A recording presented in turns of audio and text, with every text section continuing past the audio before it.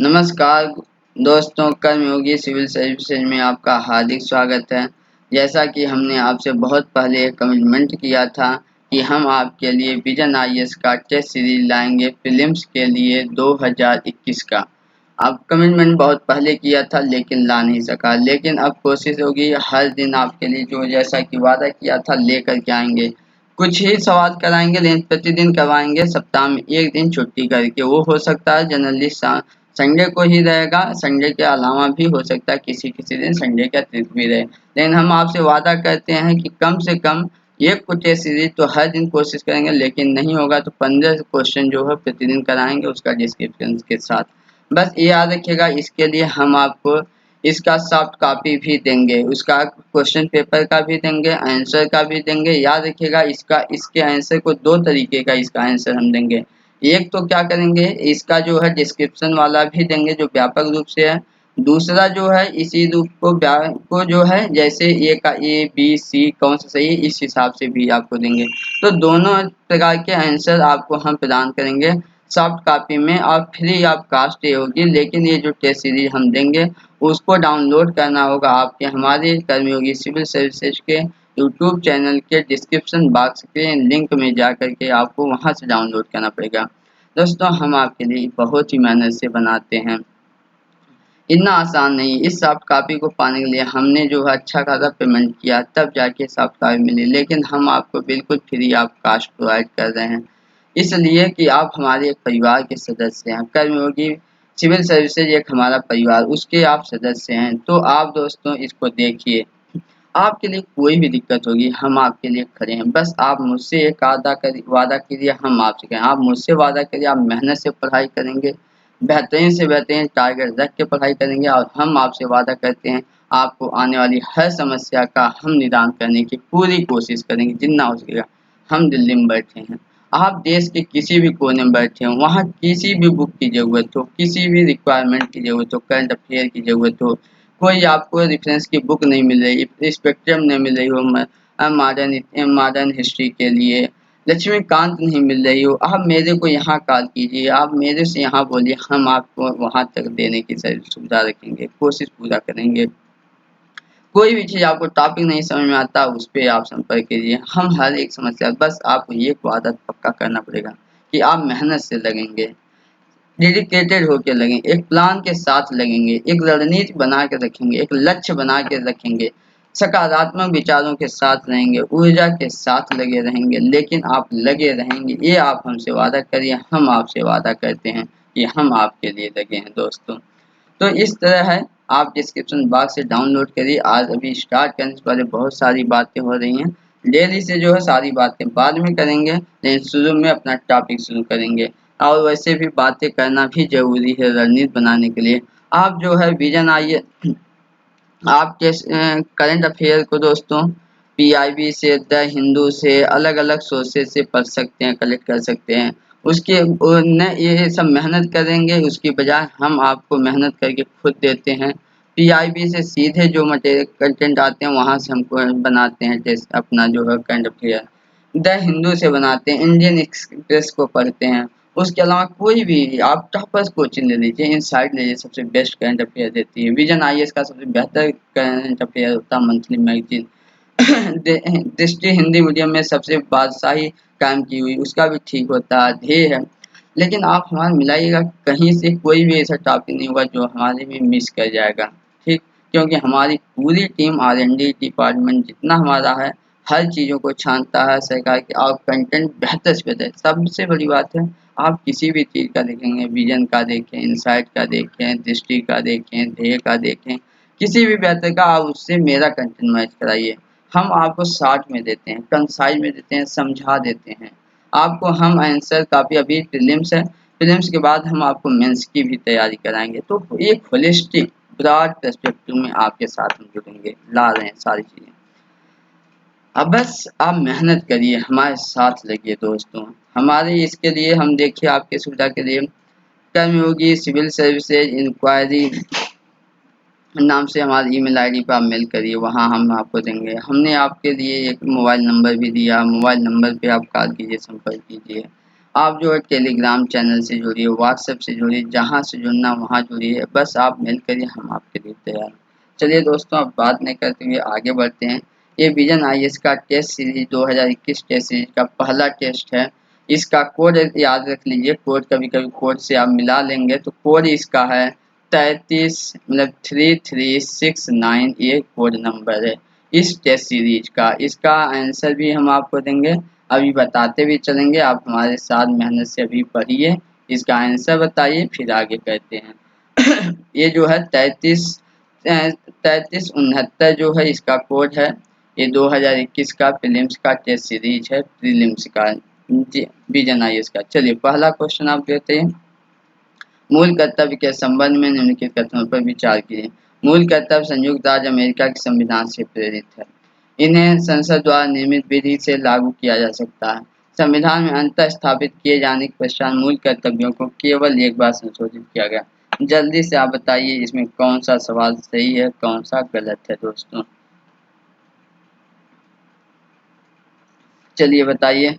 पहला ऑप्शन देखिए, पहला ये गलत है। क्यों गलत है? क्योंकि ये जो है संयुक्त राज्य अमेरिका के मूल संविधान से नहीं लिया गया है। ये प्रेरित किससे है? संयुक्त ये जो है रूस के संविधान से प्रेरित है, इसलिए पहला गलत हो गया, रूस है। दूसरा, इन्हें संसद द्वारा विधि द्वारा निर्मित लागू किया जा सकता है। बिल्कुल ये बात सही है, इसके संसद के विधि द्वारा लागू किया जा सकता है। जैसा कि आपको पता है कि बहुत सारे कानून हैं जो विधि के द्वारा कानून बनाकर लागू किए गए हैं, ठीक है। तीसरा है संविधान में, ये इसका देख लीजिए कौन से लागू किए गए हैं, विधि द्वारा। जैसा कि आप कहा गया है कि यह मैं अभिभावकों का ये दायित्व होगा कि वह बच्चों के लिए, उनके विकास के लिए और उनके पढ़ाई के लिए व्यवस्था करें। इसके लिए जो है 86वां संविधान संशोधन सन 2002 में करके शिक्षा को अधिकार बना दिया गया। यह विधि द्वारा लागू किया गया। अभी तक जो है इसमें मात्र एक बार मूल कर्तव्य में संशोधन किया गया। हाँ, ये बात सही है। 2002 में जो है 86वें संविधान संशोधन करके इसमें एक बार संशोधन किया गया है। तो ये हुआ दोस्तों। दूसरा हम देख लेते हैं, व्यापक परमाणु परीक्षण प्रतिबंध संधि के संदर्भ में निम्नलिखित कथनों पर विचार कीजिए। इसमें क्या है? सीटीबीटी किसी भी परमाणु हथियार के परीक्षण संबंधी विस्फोट या किसी अन्य परमाणु विस्फोट को प्रतिबंधित करती है।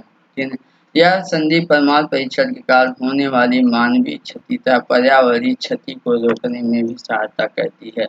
भारत सीटीबीटी का हस्ताक्षर करता नहीं है। बताइए इसका कौन सा सही है? इसमें सही बताना है, कौन से सही है कौन से गलत। जल्दी जवाब दीजिए कमेंट बॉक्स में। आप लोग इसके जवाब कमेंट बॉक्स में जरूर से जरूर दीजिए। चलिए इसको देखिए।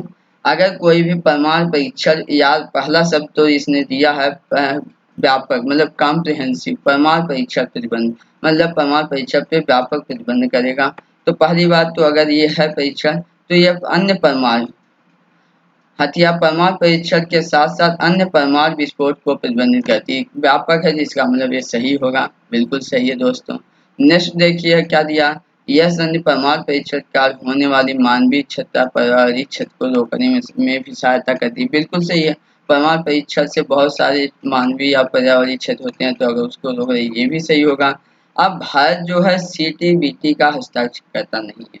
याद रख लीजिएगा इस चीज को आप कैसे हल करेंगे। बहुत सारे दोस्त होंगे, वो अगर उनको एक दो पता हो गई तो आराम से मान लेंगे, एक दो नहीं, इसका मतलब एक दो तीन तीन होगा, तब तो सही होगा। अगर ऐसा यही दिमाग में आपको लगाना है कि आप इस मेथड से, एलिमिनेशन मेथड को सोचिए। अगर दो है तो एक दो का ऑप्शन नहीं होगा, इसका मतलब तीन सही है। इस आधार पे आपका कौन सा सवाल सही हुआ कि तीन, इसका मतलब तीनों सही है। भारत जो है सीटीबीटी का हस्ताक्षर करता देश नहीं है। चलिए अगला क्वेश्चन देखते हैं। राज्य मंत्री परिषद के संदर्भ में निम्नलिखित कथनों में पर विचार कीजिए। ठीक, राज्य मंत्री परिषद की बात है।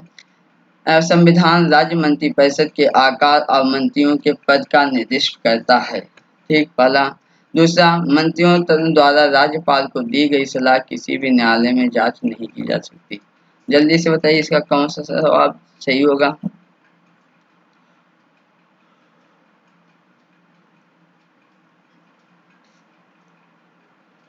चलिए पहला देखिए, संविधान राज्य मंत्रिपरिषद के आकार और मंत्रियों के पद का निर्दिष्ट करता है। इसमें पद तो थोड़ा सा वो हो सकता है, लेकिन ये आकार के बारे में आप समझ सकते हैं।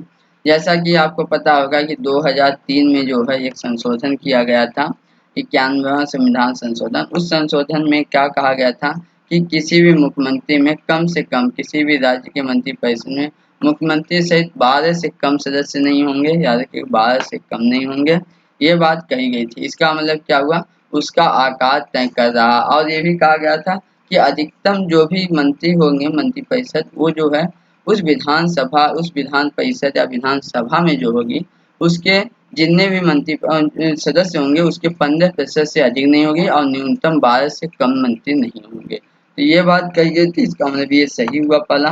दूसरा, मंत्रियों द्वारा राज्यपाल को दी गई सलाह किसी भी न्यायालय में जांच नहीं की जाएगी।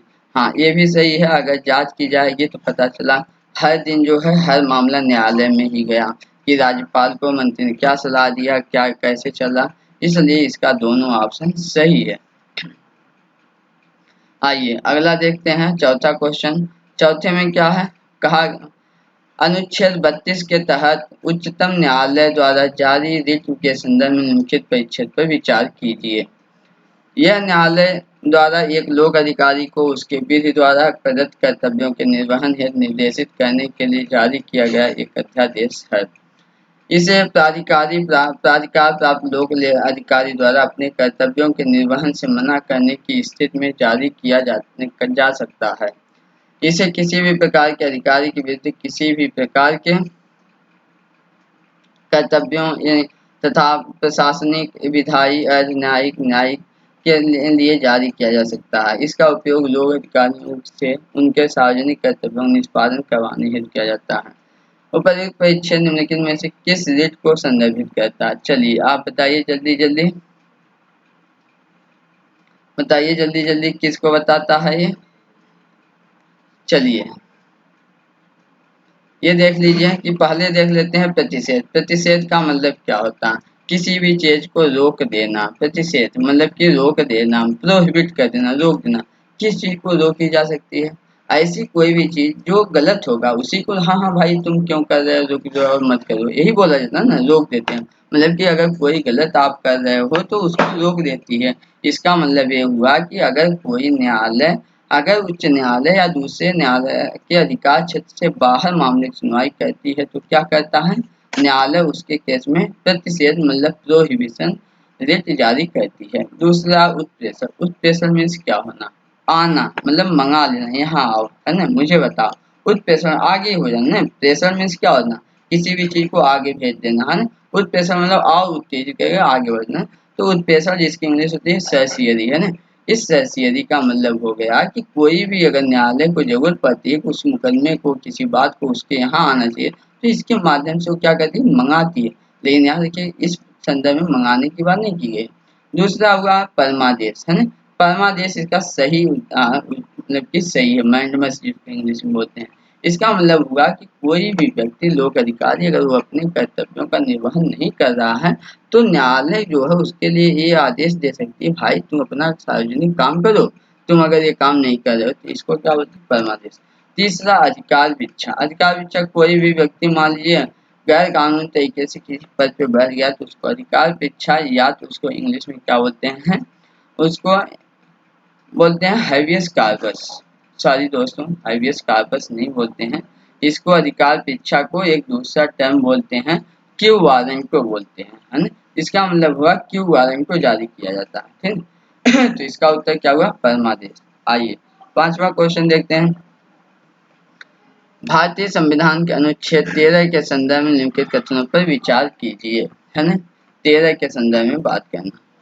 इसी से उच्चतम न्यायालय और उच्च न्यायालय को न्यायिक पुनर्विलोकन की शक्ति प्राप्त होती है। अनुच्छेद 13 न्यायिक पुनर्विलोकन के समस्त संवैधानिक संशोधन अधिनियमों को उन्मुक्ति प्रदान करता है। याद रखिएगा, इसमें कुछ सवालों को आप ऐसे ही फिल्म्स में हल कर सकते हैं। जैसे क्या बोला, समस्त। समस्त का मतलब क्या हुआ, सभी। इसका मतलब क्या, अनुच्छेद न्यायिक पुनर्विलोकन समस्त संवैधानिक संशोधन नियमों की उन्मुक्ति कर, उन्मुक्ति में सभी को हटा देगा। भाई ये तो बिल्कुल गलत, सभी तो नहीं होता, अपवाद होता है। अगेन, इसलिए ये 2 वाला बिल्कुल गलत होगा। 2 वाला आपको फोकस किस पे करना है, 1 पे। इसी से उच्चतम न्यायालय और उच्च न्यायालय को न्यायिक पुनर्विलोकन की शक्ति मिलती है। अब ये बात थोड़ा सा आपको जानना चाहिए कि मिलती है या नहीं मिलती है। तो इसमें हुआ कि हाँ, इसी से उसको मिलती है। अनुच्छेद 13 में विधि का बात कही गई है। इसमें कहा गया है कि अगर कोई भी विधि उस मतलब कि मूल अधिकार से असंगत है या उसको कम करती है, तो यह उस स्तर तक क्या हो जाएगी, शून्य हो जाएगी जिस स्तर तक वो कम करती है मूल अधिकार उसको, है ना। तो ये बात कही गई, इसका मतलब न्यायिक पुनर्विलोकन की शक्ति देती है। इसलिए आंसर इसका क्या हुआ, 1। आइए अगला देखिए कि अगला है दो मतलब छठा क्वेश्चन। वन्य जीव अभ्यारण्य भारत में असम के डिब्रूगढ़ जिले में अवस्थित हाथी आरक्षित क्षेत्र का एक भाग है। यह असम घाटी के उष्णकटिबंधीय आर्द्र सदाबहार वनों के लिए प्रसिद्ध है। हाल ही में राष्ट्रीय वन्य जीव बोर्ड ने इस आरक्षित क्षेत्र में कोयला खनन की अनुमति प्रदान की है। उपर्युक्त परिच्छेद में निम्नलिखित में से किस वन्य जीव अभ्यारण्य का वर्णन किया गया है। चलिए बताइए, असम में कौन सा ये है। इसका आंसर है देहिंग पटकाई वन्यजीव अभ्यारण्य। ये क्या है, देहिंग पटकाई अभ्यारण्य, जैसा कि इसे पता ही होगा कि इसकी विशेषता असम के डिब्रूगढ़ में है, मतलब असम के पूर्वी क्षेत्र में बिल्कुल पड़ता है। ये हाथी आरक्षित भाग है। उस क्रमशः इसमें आर्द्र सदाबहार वन पाए जाते हैं, इसके लिए ठीक है। इसमें कोयला खनन की अनुमति प्रदान की गई है, इसलिए फेमस है। इसलिए आप लोग इसको मेहनत से पढ़ाई कीजिए, इसको याद रखिएगा। ये इसको पूछ सकता है यूपीएससी। एक जो है प्रीलिम्स में एक सवाल ऐसे इससे जरूर पूछता है, ठीक। आगे आइए 7 नंबर देखते हैं। केंद्रीय मंत्रियों के संदर्भ में निम्नलिखित कथनों पर विचार कीजिए। कोई भी व्यक्ति संसद का सदस्य बने बिना मंत्री नहीं बन सकता। संविधान में मंत्रियों के वेतन और भत्तों का उल्लेख किया गया है। उपर्युक्त में से कौन सा सही है, इसको आपको बताना है, ठीक। जल्दी बताइए इसका आंसर। इसका आंसर डी होगा, मतलब कि कोई भी सही नहीं है। ये बात याद रखिएगा, कोई मतलब कि भी व्यक्ति संसद का सदस्य बने बिना मंत्री नहीं बन सकता। गलत है, बन सकता है, लेकिन ये क्या होना चाहिए, 6 महीने के अंदर उसको क्या है, किसी भी सदन का सदस्य बन जाना चाहिए, इसलिए गलत है ना। वो ये बोला किसी कोई भी व्यक्ति संसद का सदस्य बने बिना मंत्री नहीं बन सकता, गलत है। वो बन सकता है, बशर्ते 6 महीने के बीच में उसको किसी सदन का सदस्य हो जाना चाहिए। अगला है संविधान मंत्रियों के वेतन और भत्तों को उल्लेख किया गया है। ये भी गलत है, क्यों, क्योंकि ये कहा गया है कि संविधान में इस बात का उल्लेख किया गया है कि इनका तय कौन करेगा, इनका जो है संसद तय करेगी, मतलब संविधान में इनके वेतन भत्ते की बात नहीं कही गई है, इसलिए डी है इसका। अगला देखिए, संविधान द्वारा प्रदत्त पंचायतों में सीटों के आरक्षण के संदर्भ में निम्नलिखित में से कौन से सही है, ठीक है। एससी और एसटी के लिए प्रत्येक पंचायत में पंचायत क्षेत्र की कुल जनसंख्या में उनकी जनसंख्या के अनुपात के अनुरूप स्थान आरक्षित होते हैं, ठीक। एससी और एसटी के लिए आरक्षित सीटों में से कम 1/3 सीटें संबंधित श्रेणियों की महिलाओं के लिए आरक्षित होती हैं। किसी राज्य की विधायिका किसी भी पंचायत में पिछड़े वर्गों के पक्ष में सीटों के आरक्षण का प्रावधान कर सकती है। चलिए इसका जवाब बताइए कौन सा सही है। इसका जवाब है डी, मतलब कि 1 2 3 तीनों के तीनों सही हैं। जैसा कि आपको पता है कि ये जो है संविधान पंचायत के सीटों का आरक्षण का प्रावधान किसमें किया गया है, संविधान के अनुच्छेद 243 किसमें किया गया है, 243 डी में किया गया है। इस बात का जिक्र इस 243 में क्या कहा गया है, इसमें यही बात कहा गई है आरक्षण की। एससी और एसटी के लिए प्रत्येक पंचायत में पंचायत क्षेत्र की कुल जनसंख्या में उनकी जनसंख्या के अनुपात के अनुरूप स्थान, जिनकी उनकी संख्या होगी एससी एसटी का, उसी अनुसार जो है उनकी क्या होगी, संख्या आरक्षित होगी। दूसरी बात किया गया है कि जो भी संख्याएं जो भी सीट आरक्षित की जाएंगे एससी एसटी के लिए, उसका 1/3 महिलाओं के लिए भी सीटें आरक्षित होंगी। ये भी बात कहा गया है कि कोई भी राज्य जो है वह पिछड़े वर्गों के लिए आरक्षण का प्रावधान कर सकता है। ये बातें कही हैं, तीनों बातें सही हैं। अगला सवाल देखते हैं, निम्नलिखित जुगमों पे विचार करना है। सुर्खियों में प्रजाति समूह और देश है ना, उइगर चीन में, ठीक, ओरोमो इराक, कुर्द इथोपिया है ना। इसका देखिए जो में कौन सा सही है, जैसा कि आपको पता है इसका जवाब दीजिए। इसका जवाब है ये, केवल कौन सा सही है। इसमें क्या उइगर हाँ चीन में रहते हैं, अरोमो जो है ये इथोपिया में रहते हैं और कुर्द इराक में रहते हैं। ये जो है उल्टा कर दिया, घुमा दिया है, इसलिए याद रखिएगा ये चीजें सही है। अरोमो इथोपिया में है और कुर्द कहाँ पर है, तुर्की लेके तुर्की, इराक, सीरिया, ईरान, अर्मेनिया की सीमाओं से लगे जो है पहाड़ी क्षेत्रों में कौन रहते हैं, कुर्द लोग रहते हैं, इसलिए इसका एक सही है। अगला सवाल देखिए, निम्नलिखित प्रावधानों में से कौन से भारत सरकार अधिनियम 1919 का कौन सा भाग था, ठीक है। इसको देख लीजिए 1919 का कौन सा भाग था। इसके तहत एक लोक सेवा आयोग की स्थापना हेतु प्रावधान किया गया था, ठीक किया गया। इसने प्रथम बार देश के प्रत्यक्ष चुनाव आरंभ किया। इसने दलित वर्गों के लिए सांप्रदायिक प्रतिनिधित्व की एक मांग, एक प्रणाली आरंभ, इसने दलित वर्गों के लिए सांप्रदायिक प्रतिनिधित्व की एक प्रणाली आरंभ की। इसने प्रांतों में द्वैध शासन योजना आरंभ की। अब बताइए इसका कौन कौन सा सही है, ठीक दोस्तों। चलिए इसको देख लीजिए, जैसा कि अगर आप इसमें एक एलिमिनेट कर देंगे आपको पक्का आ जाना चाहिए, ठीक है। वो चीजें क्या है, जैसे अगर आपको ये पता हो कि सांप्रदायिक दलितों के लिए सांप्रदायिक प्रतिनिधित्व, जिसको आप क्या बोलते हैं, इसको बोलते हैं पंचायत, उसको एक क्या किस नाम से, एक पंचायत बोलते हैं, पंचायत याद नहीं आ रहा कौन सा पंचायत बोलते हैं, मॉन्टेस्क्यू, ठीक है। इस पंचायत के तहत क्या किया गया था दलित में, ये कब किया गया था 1933 में।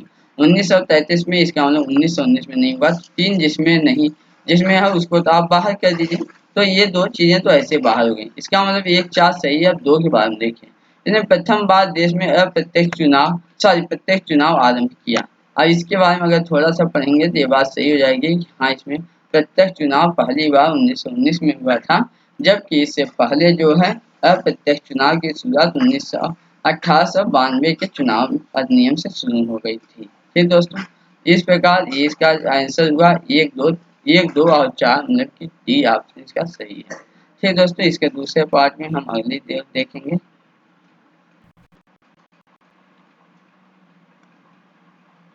अगला क्वेश्चन है, राष्ट्रीय आपात के संदर्भ में निम्नलिखित कथनों में से कौन सा सही नहीं है। सही नहीं है पता करना है। राष्ट्रपति मंत्रिमंडल की लिखित अनुशंसा प्राप्त होने के पश्चात ही राष्ट्रीय आपात की उद्घोषणा कर सकता है। नेक्स्ट, आपात को प्रत्येक 6 माह पर संसद के अनुमोदन के साथ अनिश्चित काल तक के लिए बढ़ाया जा सकता है। आपात की उद्घोषणा के अनुमोदन प्रस्ताव को सदन के कुल सदस्यों के 2/3 बहुमत से पारित किया जाना अनिवार्य है। राष्ट्रीय आपात की उद्घोषणा को वापस लेने हेतु संसद की स्वीकृति आवश्यक नहीं होती है। कौन सा सही नहीं है, इसमें फाइंड आउट करना होता है। तो सही नहीं है, मतलब कि इसका ऑप्शन आंसर बताइए आप लोग क्या होगा।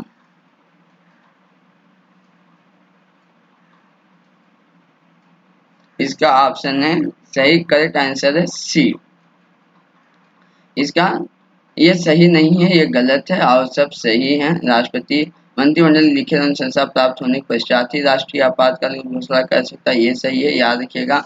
मंत्रिमंडल की जो पहला शब्द है, मंत्रिमंडल की अगर कहीं बात की गई है तो ये मंत्रिमंडल का शब्द जो है यही जो है संविधान में संशोधन करके ये 44वां संविधान संशोधन करने के बाद इसको डाला गया था कि उसके बाद अनुशंसा होने के पश्चात ही राष्ट्रीय आपात की घोषणा हो सकती है। दूसरी बात, आपात को प्रत्येक 6 माह पर संसद अनुमोदन के साथ अनिश्चित काल तक के लिए बढ़ाया जा सकता है, सही बात है। नेक्स्ट है, राष्ट्रीय आपात की उद्घोषणा को वापस लेने है संसद की स्वीकृति की आवश्यकता नहीं होती, ये बात सही है, कोई आवश्यकता नहीं है और वो ऐसे भी राष्ट्रपति जो है कभी भी उसको वापस ले सकता है। इसमें है आपात की उद्घोषणा के अनुमोदन प्रस्ताव को सदन कुल सदस्यों के 2/3 बहुमत से पारित किया जाना अनिवार्य है। ठीक है, ये सही नहीं है, ये जो है इसमें गलत है। चलिए आगे देखते हैं।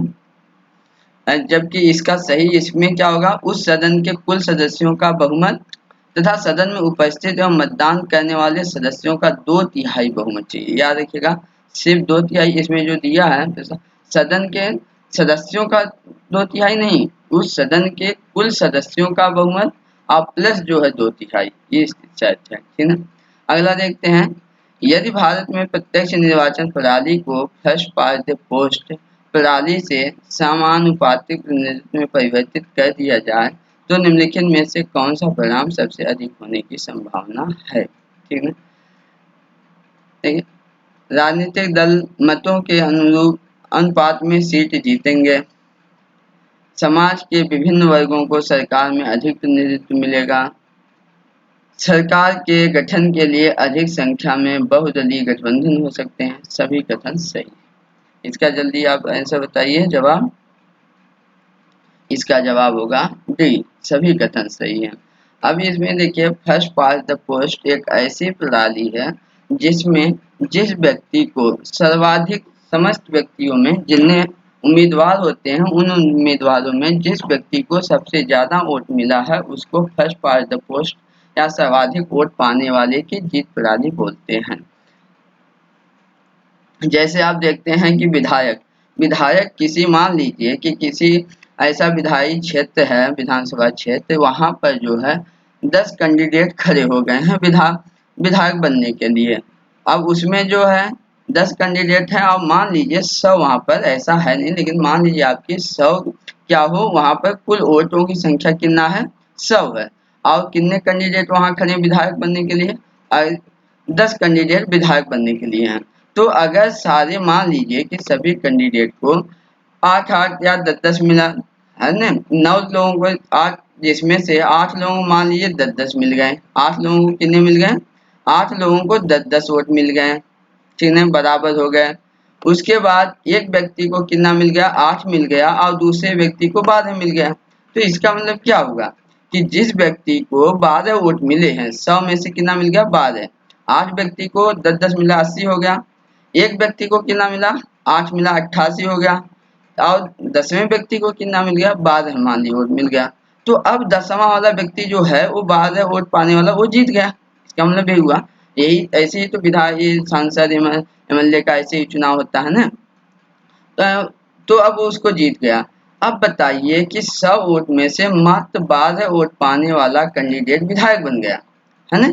तो इसका मतलब क्या हुआ, 88 लोगों का मत तो उसको है ही नहीं ना, सपोर्ट नहीं है। इस व्यवस्था को क्या बोलते हैं, इसको फर्स्ट पास्ट द पोस्ट बोलते हैं। मतलब जो आगे है वही क्या हो गया, वही आगे हो गया, वही जीत गया, है ना। जबकि समानुपातिक प्रतिनिधित्व एक ऐसी व्यवस्था है जिसमें इस बात को कहा गया है कि समानुपातिक में जिसको हर व्यक्ति को, उसको अगर मान लीजिए 10-10 सबको वोट मिला है तो जितने भी अगर उसमें विधानसभा में सीट होगी उसी हिसाब से इनको भी मिल जाएगा। इसमें जीत हासिल नहीं, मतलब है। मान लीजिए अब विधानसभा में कितनी सीट है, 100 सीट विधानसभा की है ना।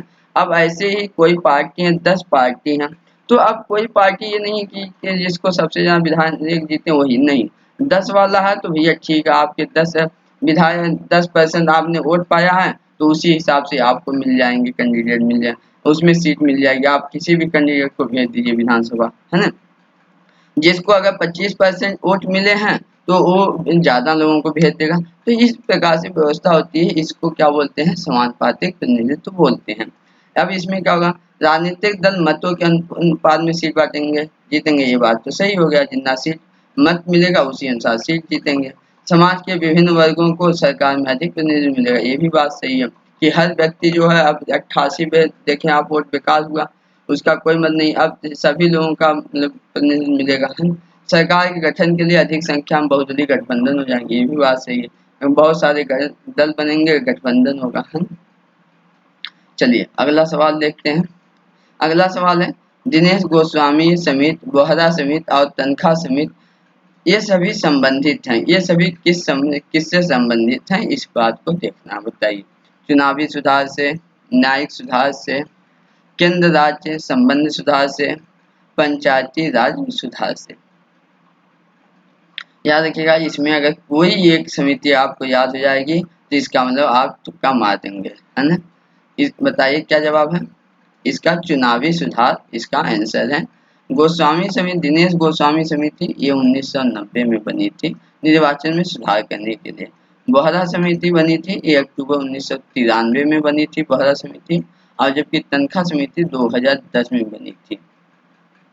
चलिए आगे देखिए। संघ राज्य क्षेत्र दिल्ली के संदर्भ में निम्नलिखित कथनों पर आप विचार कीजिए। दिल्ली के मुख्यमंत्री को दिल्ली के उपराज्यपाल द्वारा नियुक्त किया जाता है। मंत्री राज्यपाल के प्रसाद पर्यंत पदभार करते हैं। अब बताइए कौन सा इसका सही जवाब होगा? इसका सही जवाब है डी। कोई नहीं इसमें सही है, दोनों गलत हैं। दिल्ली के मुख्यमंत्री की नियुक्ति राज्यपाल नहीं करता है, इनकी नियुक्ति राष्ट्रपति करते हैं।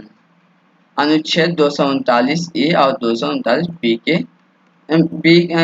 के प्रावधान के तहत, ठीक है। मंत्री राज्यपाल के प्रसाद पर्यंत पदभार नहीं करते हैं, इसके दिल्ली के मंत्री जो है राष्ट्रपति के प्रसाद पर्यंत पदभार करते हैं। अगला क्वेश्चन है, भारत के नियंत्रक एवं महालेखा परीक्षक के संदर्भ में निम्नलिखित कथनों में से कौन सा सही नहीं है? यह भारत की संचित निधि का लेखा परीक्षण करने हेतु अधिकृत है। कैग भारत के राष्ट्रपति के समक्ष वार्षिक लेखा परीक्षण प्रतिवेदन प्रस्तुत करता है। कैग केंद्र और राज्य दोनों सरकारों के लेखाओं का संकलन और निरीक्षण करता है। कैग को उन्हीं आधारों और उसी रीति से हटाया जा सकता है जिन पर उच्चतम न्यायालय के न्यायाधीश को हटाया जाता है। बताइए कौन सा जवाब सही होगा इसका?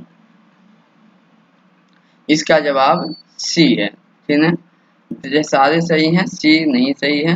क्यों नहीं सही है? हाँ, संचित निधि लेखा परीक्षण करता है, भारत के राष्ट्रपति के वार्षिक प्रतिवेदन प्रस्तुत करता है राष्ट्रपति के सम्मुख। कैग जो है उन्हीं आधार पर हटाया जा सकता है जिन आधार पर उच्चतम न्यायालय के न्यायाधीश को हटाया जा सकता है, लेकिन केंद्र और राज्य दोनों के लेखाओं का संकलन नहीं करता, सिर्फ राज्यों के लेखाओं का संकलन करता है। केंद्र के लिए जो है उसके लिए केंद्र के लिए स्थापना की गई थी 1976 में। कैग को मतलब कार्य मुक्ति दे दिया गया था और इसके लिए जो है एक कार्य की इसकी 1976 में जो है कैग को हटा करके, कैग मतलब कि केंद्र सरकार की जो लेखा परीक्षण करने का काम है उसको जो है कैग नहीं करती है, उसके लिए क्या करता है, उसके लिए अनुरक्षण लेखा के का संकलन और अनुरक्षण के लिए वहाँ को कमिश्नर करता है, इसकी स्थापना की गई थी। अगला क्वेश्चन देख लेते हैं, 16वां क्वेश्चन। विशेषाधिकार रीतों के संदर्भ में निम्नलिखित कथनों पर विचार कीजिए। निजी और सार्वजनिक प्राधिकरणों के विरुद्ध रीटें जारी नहीं की जा सकती। उच्चतम न्यायालय की तुलना में उच्च न्यायालयों का रिट क्षेत्राधिकार व्यापक है। कौन सा सही है इसका जवाब बताइए? इसका उत्तर है सी, दोनों सही हैं। निजी और सार्वजनिक प्राधिकरण के विरुद्ध रिट नहीं जारी कर सकती, निजी अगर कोई उसके विरुद्ध नहीं रिटें जारी की जा सकती हैं। हाँ, उच्च न्यायालय का क्षेत्राधिकार उच्चतम न्यायालय से ज्यादा है। उच्च न्यायालय जो है, उच्चतम न्यायालय मात्र जो है वह मूल अधिकार के खिलाफ ही जो है सिर्फ रिट जारी कर सकता है, जबकि उच्च न्यायालय जो है मूल अधिकार से भिन्न भी कर सकता है। और जबकि इसमें निजी जो है सिर्फ एक ऐसा बंदी प्रत्यक्षीकरण ही है जो निजी संस्थाओं के खिलाफ, निजी व्यक्ति के खिलाफ भी जारी की जा सकती है, जबकि अन्य ये जो है अन्य रीतें जो हैं निजी के खिलाफ जारी नहीं की जा सकती हैं। चलिए अगला सवाल है, पूर्ववर्ती भारतीय रियासतों के एकीकरण के संदर्भ में निम्नलिखित जुमलों पर विचार कीजिए।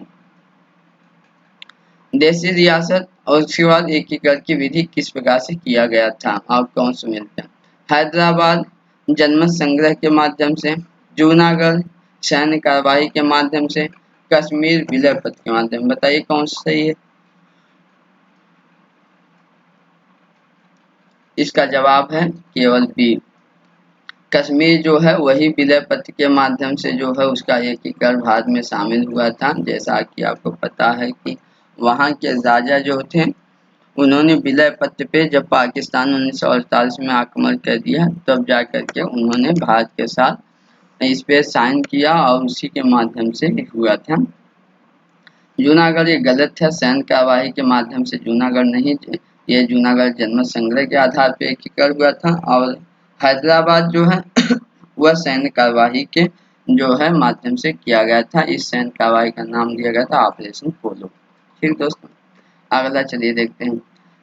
लोकतंत्र के सरकार के सर्वाधिक प्रचलित और अन्य स्वरूपों में से बेहतर होने की संभावित कार्यों पर विचार कीजिए।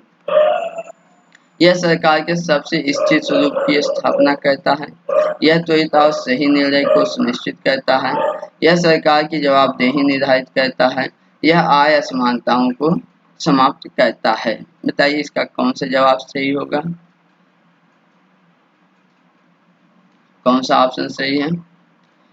इसका ऑप्शन केवल बी सही है। बी मतलब केवल 3 सही है। यह सरकार की जवाबदेही निर्धारित करता है। अब कैसे? ये लोकतंत्र जो है सरकार की सबसे स्थिर स्वरूप की स्थापना करता नहीं, स्थिर नहीं अस्थिर स्वरूप की स्थापना करता है। लोकतंत्र में बहुत सारे विचार होते हैं, सबका मत बदलता है, कभी भी जो है वो सरकार गिर सकती है, इसलिए स्थिर नहीं है। यह त्वरित और सही निर्णय को सुनिश्चित करता नहीं, त्वरित नहीं करता, हाँ सही कह सकते हैं, काफी हद तक होता है, लेकिन त्वरित नहीं होता है क्योंकि बहुत सारे लोगों का सबकी राय लेनी जरूरी हो जाती है, सबसे राय लेना पड़ता है, इसलिए विलम्ब होता है, इसलिए त्वरित नहीं है। यह सरकार का जवाबदेही तय करती है, ये बात सही है, सरकार की जवाबदेही निश्चित करती है। अगला है, यह आय असमानताओं को समाप्त करता है, ये गलत है। आय असमानताएं बढ़ती जाती हैं लोकतंत्र व्यवस्था में। चलिए, निम्नलिखित में से कौन सी परिस्थितियां किसी राजनीतिक दल को भारत में राष्ट्रीय दल के रूप में मान्यता देने के लिए पर्याप्त हैं? ठीक, देखिए, वह लोकसभा के साधारण निर्वाचन में 4% सीटें प्राप्त करता है और किन्हीं 4 अथवा अधिक राज्यों में वैध मतों के 6% मत प्राप्त करता है। वह लोकसभा साधारण निर्वाचन में कम से कम 3 राज्यों से 2% सीटों पर विजयी होता है। उसे कम से कम 2 राज्यों में राज्य स्तरीय दल के रूप में मान्यता प्राप्त हो। इसका बताइए सही जवाब कौन सा होगा? इसका सही जवाब है ए। 1 और 2 सही हैं, तीसरा सही नहीं है। हाँ, ये सही है कि लोकसभा के साधारण निर्वाचन में 4 अगर सीट प्राप्त हो जाए किसी भी दल को और वो जो है 4 हो जाए, लेकिन 4 के साथ और क्या होना चाहिए? वो 4 या 4 से अधिक राज्यों में 6% मत प्राप्त किया हो और 4 जो है सीट प्राप्त किया हो, तो उसे जो है राष्ट्रीय दल के रूप में मान्यता मिल जाती है। लोकसभा के या तो ये भी दूसरी केस है, या तो लोकसभा के साधारण निर्वाचन में कम से कम 3 राज्य में अगर 2% सीट मिल गई तो भी उसको राष्ट्रीय पार्टी का दर्जा दे दिया जाता है। उसे कम से कम 2 राज्य में नहीं, कम से कम 4 राज्य में अगर राज्य स्तरीय दर्जा प्राप्त है तो भी उसको राष्ट्रीय दर्जा मिल जाता है। ये इसमें गलत था। 2 दिया है, 2 की बजाय 4 है। चलिए अगला सवाल देखते हैं। संविधान के भाग 9 के अंतर्गत जिला योजना समिति के संदर्भ में निम्नलिखित कथनों पर विचार कीजिए। यह जिले में पंचायतों और नगर पालिकाओं द्वारा तैयार योजना को समेकित करके एक विकास योजना का प्रारूप तैयार करती है तथा उसे राज्य सरकार को प्रेषित करती है। जिला योजना समिति के 2/3 सदस्यों का निर्वाचन जिला पंचायत और नगर पालिकाओं के निर्वाचित सदस्यों द्वारा अपने बीच से ही किया जाता है। जल्दी से इसका जवाब बताइए कौन सा सही होगा? इसका जवाब है केवल 1, मतलब कि ये सही है।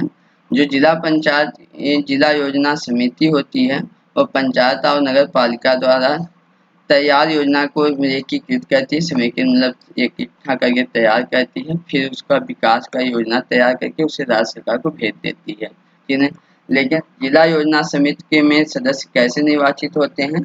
उसमें जो है सदस्य वहाँ पर निर्वाचित तो होते ही हैं, लेकिन ये ग्रामीण और शहरी जनसंख्या के अनुसार इन समिति के सदस्यों की संख्या निर्धारित होती है, लेकिन इसमें जो है स्थानीय पंचायत और जिला नगर पालिकाओं से जो निर्वाचित होते हैं वो 2/3 न होकर के 4/5 भाग सदस्यों का 4/5 भाग सदस्य जो है इन मतलब की जिला पंचायत और नगर पालिका निर्वाचन सदस्यों द्वारा निर्वाचित होते हैं। ये सही था ना। चलिए अगला सवाल देखते हैं। संघ राज्य वित्तीय संबंधों के संदर्भ में निम्नलिखित कथनों पर विचार कीजिए। राज्य के स्वामित्व वाले निगमों तथा कंपनियों की संपत्ति या आय पर संघ द्वारा कर आरोपित नहीं किया जा सकता। राज्य के भीतर संघ की संपूर्ण संपत्ति राज्य कराधान के अधीन होती है। बताइए इसका कौन सा जवाब सही है।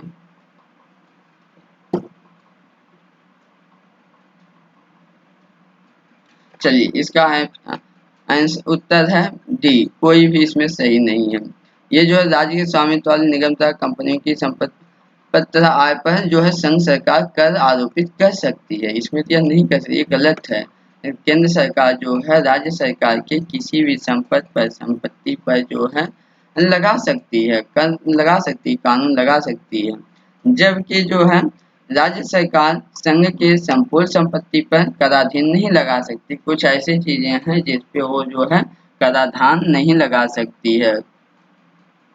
कुछ चल संपत्तियों पे तो लगा सकती हैं, लेकिन कुछ बहुत सारे ऐसे हैं जैसे संपत्ति सशस्त्र बल हैं या ऐसे वाणिज्यिक उपयोग के लिए अगर सशस्त्र बलों के कुछ ऐसी चीजें हैं तो उस पर नहीं लगा सकती है कर राज्य सरकार जो केंद्र सरकार की संपत्ति पे। अगला सवाल देखते हैं। निम्नलिखित प्रकरणों में से कौन सा किसी व्यक्ति की भारतीय नागरिकता के लोप का कारण बन सकता है। जब किसी भारतीय नागरिक द्वारा स्वेच्छा से किसी अन्य देश की नागरिकता ग्रहण कर ली गई हो, यदि नागरिक द्वारा भारत के संविधान के प्रति अनादर व्यक्त किया गया हो, यदि वह नाबालिग है तथा उसके माता पिता ने भारतीय नागरिकता का परित्याग कर दिया हो। बताइए किस आधार पे हो सकता है, कौन सा ऑप्शन सही होगा। ये तीनों ऑप्शन इसका सही है। इसमें जो है कोई अगर स्वेच्छा से भारत की नागरिकता त्याग दिया तो भी हो सकता है। ये जो है अगर भारत के संविधान के प्रति अनादर व्यक्त किया तो भी सही हो सकता है। और अगर कोई व्यक्ति नाबालिग है, उसके माता पिता भारतीय नागरिकता त्याग दिए हैं तो उसका भी हो सकता है, बशर्ते कि जब वह बालिग होगा तब जा करके उसको फिर अप्लाई करेगा तो उसको नागरिकता मिल सकती है। तो ये हुआ दोस्तों। अगला चलिए। भारतीय संविधान ने लोकसभा और विधानसभाओं के सदस्यों के निर्वाचन हेतु आनुपातिक प्रतिनिधित्व की पद्धति को अंगीकार नहीं किया, क्योंकि मतदाताओं के लिए पद्धति की जटिलता को समझना कठिन है। भारत में बहु राजनीतिक दल सरकार में अस्थिरता उत्पन्न करेंगे। यह दलगत पद्धति के महत्व को कम करती है। बताइए कौन सा सही है। इसका उत्तर है सी, केवल एक और सही है, तीसरा गलत है। जैसा कि अभी ऊपर हमने जो है पहले बताया है कि उसमें क्या था, जो आनुपातिक प्रतिनिधित्व की बजाय first past the post system क्यों लागू किया गया था, अभी हमने आपको बताया था, क्योंकि अगर ये होगा तो इसमें क्या होगा, आनुपातिक प्रतिनिधित्व में जटिल होती है, इसलिए समझना मुश्किल होगा। दूसरी बात, भारत बहु राजनीतिक दल सरकार अस्थिरता उत्पन्न की, ये भी बात सही है।